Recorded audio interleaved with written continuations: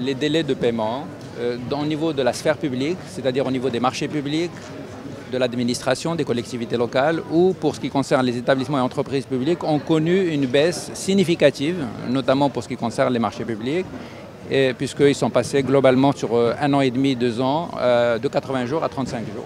Et puis pour ce qui concerne les établissements et entreprises publiques, les situations sont différenciées, mais globalement la tendance est à la baisse et nous sommes passés de fin 2017 de 78 jours à fin juin 2019 à 55 jours. Donc la tendance est effectivement baissière, ce qui est fort encourageant.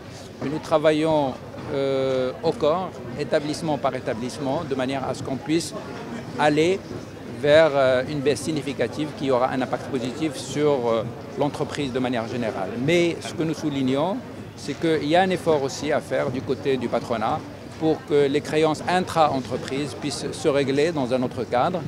Nous avons pris un certain nombre de mesures au niveau du public. Le secteur privé est attendu également pour faire pareil. Nous avons un observatoire des délais de paiement qui est coprésidé par le ministère de l'Économie et des Finances et la CGEM.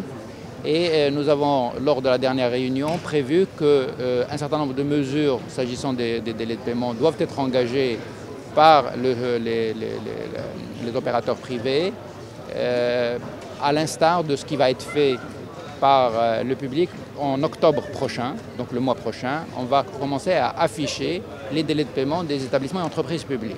Donc c'est selon le principe de ce qu'on appelle name and shame. Et donc on espère que cette pratique pourrait inspirer évidemment le secteur privé également.